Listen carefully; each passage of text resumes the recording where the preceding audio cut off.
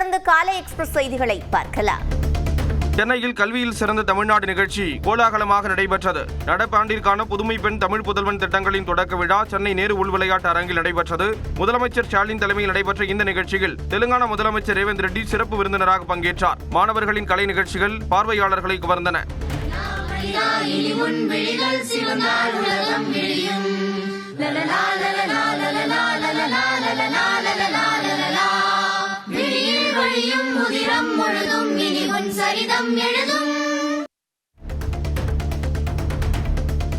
கல்வியில் தமிழ்நாடு பெற்றிருக்கும் எழுச்சியை தடுக்க மத்திய அரசு முயற்சிப்பதாக முதலமைச்சர் மு.க. ஸ்டாலின் குற்றம் சாட்டியுள்ளார்.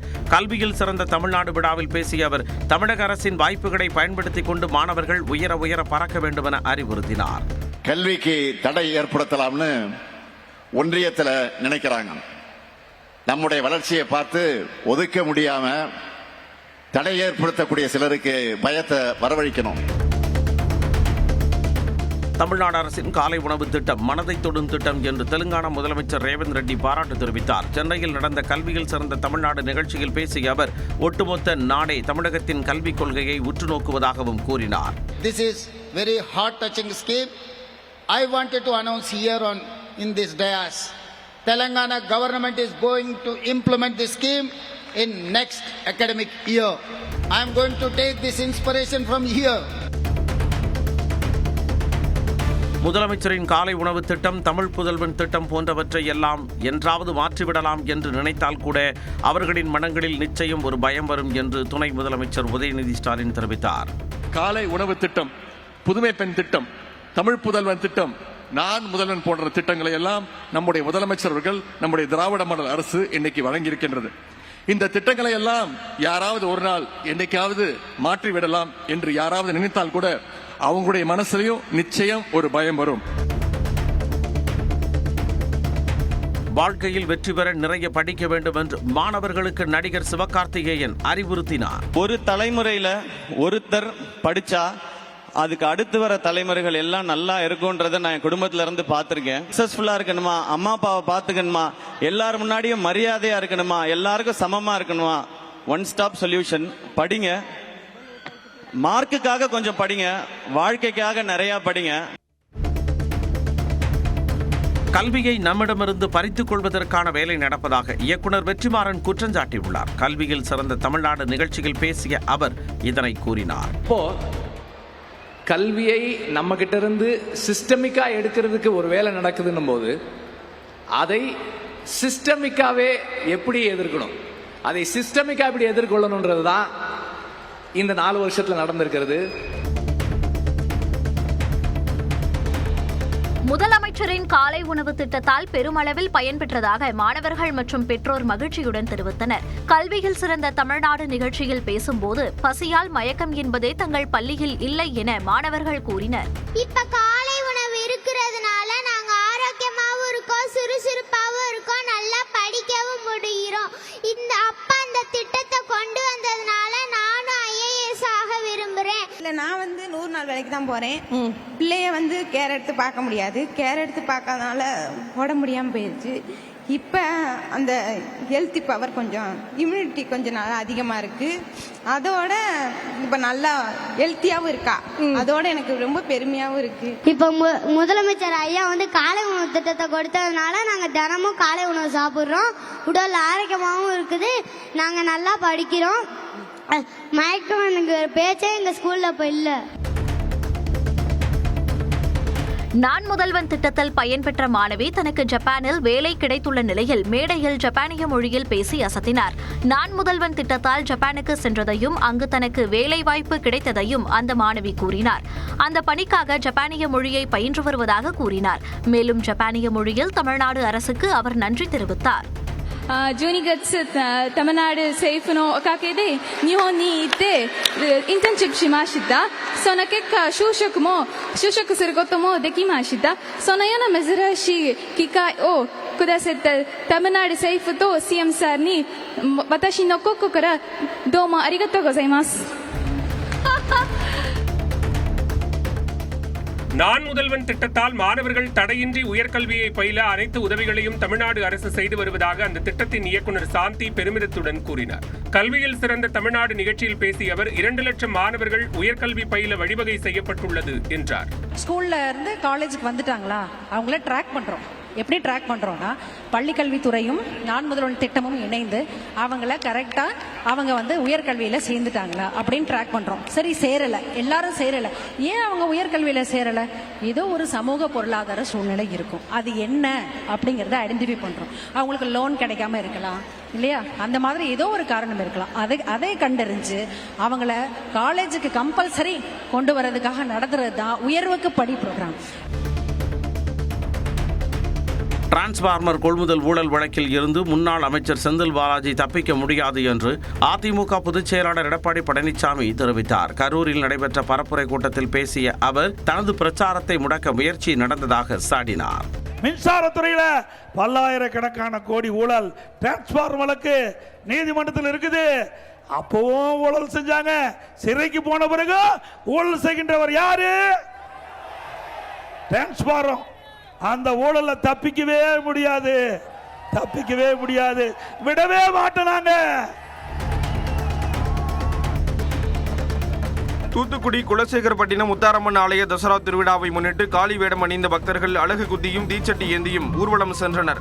பிரசித்தி பெற்ற குலசேகரப்பட்டினம் முத்தாரம்மன் ஆலய தசரா திருவிழா கொடியேற்றம் கடந்த 23ஆம் தேதி தொடங்கியது. இந்நிலையில் ருத்ரதர்ம சேவா சார்பில் ஊர்வலம் நடைபெற்றது. மயிலாட்டம், பொய்க்கால் குதிரை உள்ளிட்ட பாரம்பரிய கலைகள் அணிவகுக்க பல்வேறு கடவுள்களின் வேடங்களில் பக்தர்கள் ஊர்வலமாக சென்றனர்.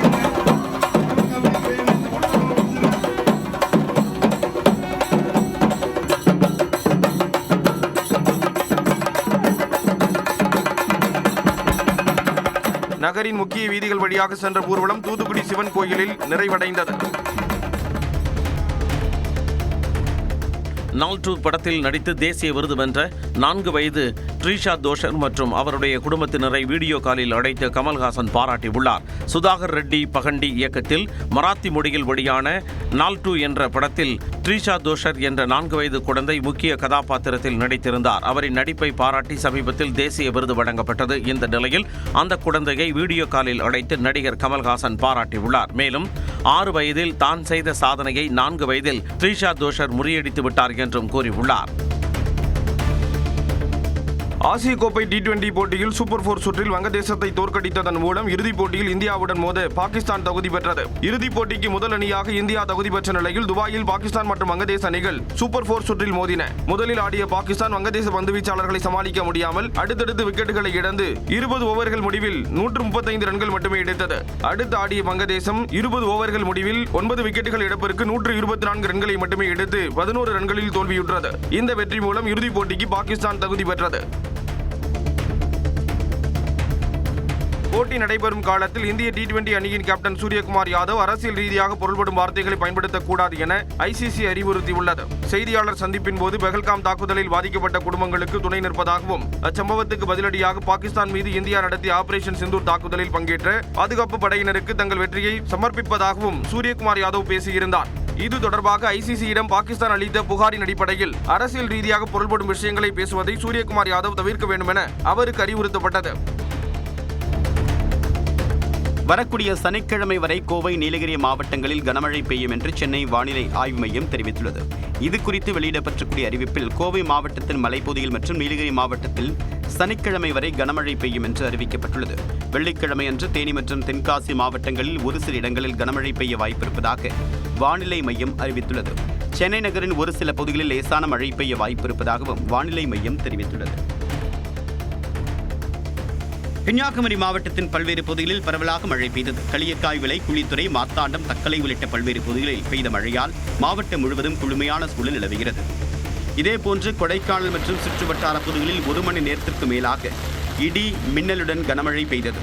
அப்சர்வேட்டரி, ஏரிச்சாலை, அண்ணா சாலை, லாஸ்காட் சாலை, வட்டக்கானல் உள்ளிட்ட பகுதிகளில் மழை பெய்தது.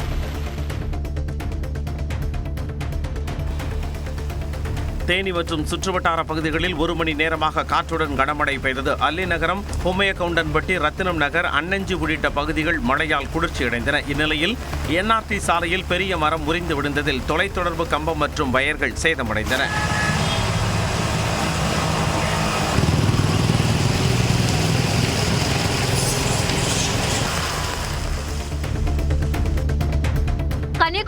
மாவட்டத்தில் கனமழை பெய்ததால் மார்த்தாண்டம் மேம்பாலத்தில் குளம் போல் மழைநீர் தேங்கியதால் வாகன ஓட்டிகள் சிரமத்திற்கு உள்ளாகினர்.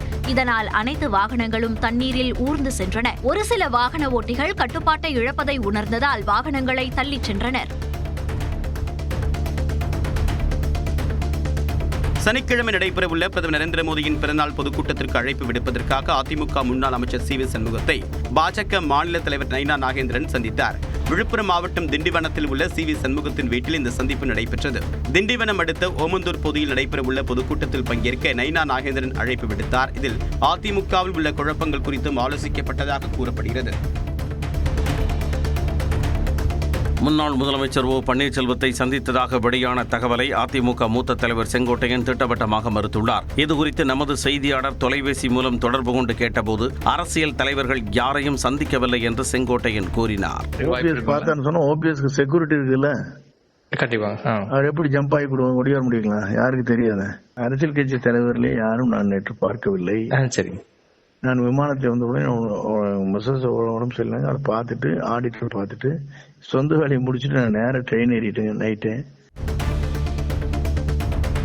மக்களால் தேர்ந்தெடுக்கப்பட்ட பிரதிநிதியை பிச்சைக்காரன் என்று இழிவுபடுத்துவதா என்று அதிமுக பொதுச் செயலாளர் எடப்பாடி பழனிசாமிக்கு தமிழ்நாடு காங்கிரஸ் கமிட்டியின் தலைவர் செல்வ பெருந்தகை கண்டனம் தெரிவித்துள்ளார். பரப்புரையின் போது செல்வ பெருந்தகை காங்கிரசுக்கு விசுவாசமாக இல்லை என்று கூறி பிச்சைக்காரர்களின் ஆடையுடன் ஒப்பிட்டு இபிஎஸ் விமர்சித்திருந்தார். இதற்கு கண்டனம் தெரிவித்து தன்னுடைய எக்ஸ் பக்கத்தில் பதிவேற்றக்கூடிய செல்வ பெருந்தகை, இது தனிநபரை பழிக்கின்ற செயல் மட்டுமல்ல, கோடிக்கணக்கான ஏழை மற்றும் விளிம்பு நிலை மக்களின் மதிப்பையும் வாழ்க்கையையும் இழிவுபடுத்தக்கூடிய செயல் என்று தெரிவித்துள்ளார். மக்களின் நம்பிக்கையை நாடுவது பிச்சை கேட்பது அல்ல, அது ஜனநாயகத்தின் அடித்தளம் என்றும் அவர் குறிப்பிட்டுள்ளார்.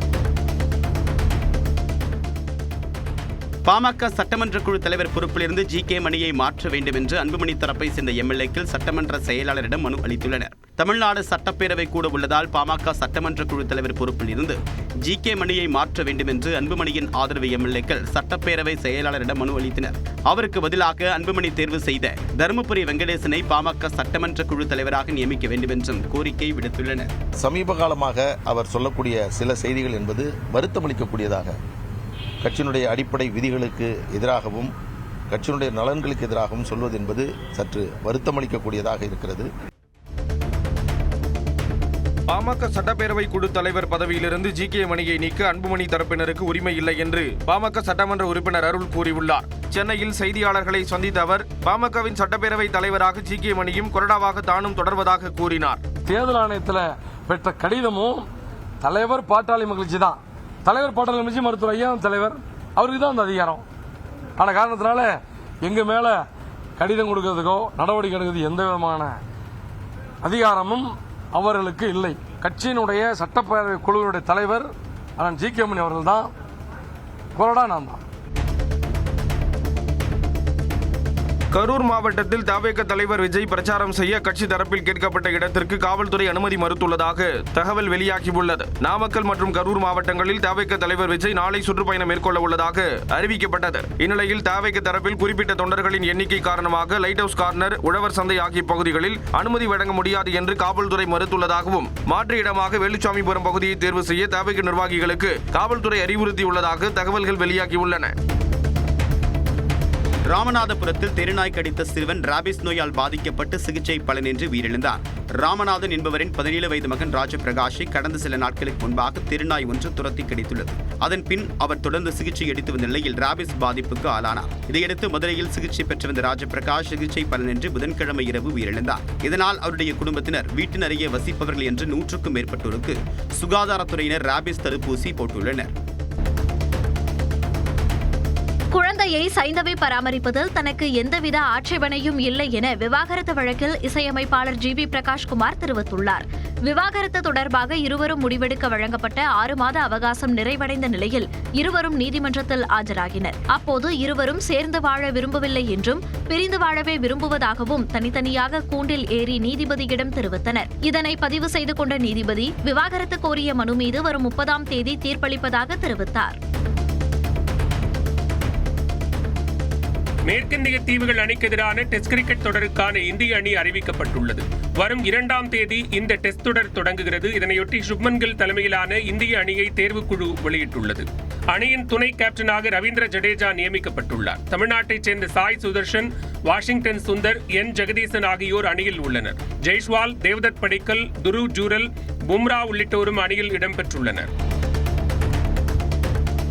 ஜிஎஸ்டி மறுசீரமைப்பு பணிகள் தொடர்ந்து நடைபெறும் என பிரதமர் நரேந்திர மோடி அறிவித்துள்ளார். உத்தரப்பிரதேச மாநிலம் நொய்டாவில் நடைபெற்ற சர்வதேச வர்த்தக நிகழ்ச்சியில் பங்கேற்று பேசிய அவர் அடுத்தடுத்து வரி குறைக்கப்படும் என்றார். மேலும் காங்கிரஸ் கட்சியையும் அவர் விமர்சித்தார். 14 के पहले वो जो सरकार चला रहे थे उसकी नाकामियां छिपाने के लिए कांग्रेस और उसके साथी दल जनता से झूठ बोल रहे हैं. தெலங்கானா மாநிலம் கீசரா மாவட்டத்தில் தங்களின் எதிர்ப்பை மீறி காதலனை மணந்த பெண்ணை அவரது பெற்றோர் வீடு புகுந்து கடத்திய சம்பவம் அதிர்ச்சியை ஏற்படுத்தியுள்ளது. அந்த பகுதியைச் சேர்ந்த பிரவீன் மற்றும் ஸ்வேதா ஆகியோர் காதலித்து வந்தனர். இதற்கு பெண்ணின் பெற்றோர் எதிர்ப்பு தெரிவித்த நிலையில் அவர்கள் எதிர்ப்பை மீறி திருமணம் செய்து கொண்டனர். 4 மாதங்களாக பிரவீனின் வீட்டில் அவர்கள் வசித்து வரும் நிலையில் ஸ்வேதாவின் பெற்றோர் மற்றும் உறவினர்கள் பிரவீன் மற்றும் குடும்பத்தினர் மீது மிளகாய்பொடி தூவி தாக்குதல் நடத்திவிட்டு ஸ்வேதாவை கடத்திச் சென்றனர்.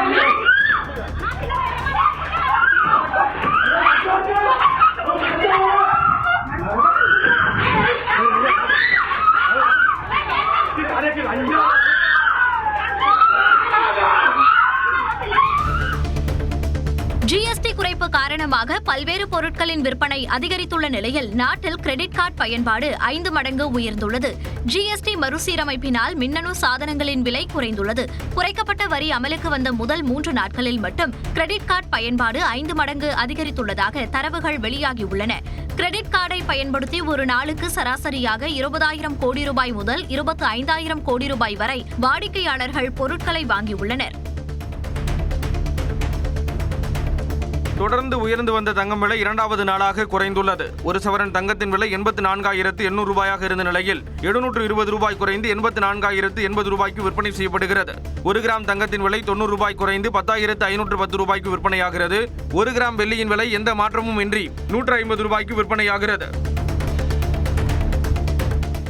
நெல்லை மாவட்டம் ஏர்வாடி அருகே மாணவர் ஒருவர் சக மாணவரை அரிவாளால் வெட்டிய சம்பவம் அதிர்ச்சியை ஏற்படுத்தியுள்ளது. டோனாவூர் அரசு உதவி பெறும் பள்ளியில் வடுகச்சி மதில் பகுதியைச் சேர்ந்த மாணவருக்கும் மேலச்செவலில் வசிக்கும் மற்றொரு மாணவருக்கும் இடையே புதன்கிழமை தகராறு ஏற்பட்டது. அப்போது ஆசிரியர்கள் சமாதானப்படுத்தி அனுப்பி வைத்த நிலையில் வழக்கம் போல வியாழக்கிழமை காலை பள்ளிக்கு வந்த மாணவர்கள் இருவரும் மீண்டும் தகராறில் ஈடுபட்டனர். வடுகச்சி மதில் மாணவன் அரிவாளால் குத்தியதில் மேலச்செவல் மாணவர் காயமடைந்தார். திருவண்ணாமலை அண்ணாமலையார் கோவில் மாட வீதியில் சாலை அமைக்கக்கூடிய பணிக்காக பெரிய தேர் 200 மீட்டர் நகர்த்தி நிறுத்தப்பட்டது. 62 அடி உயரமும் 300 டன் எடையும் கொண்ட பெரிய தேர் பக்தர்கள் மற்றும் ஜேசிபி இயந்திரத்தின் உதவியுடன் நகர்த்தப்பட்டது.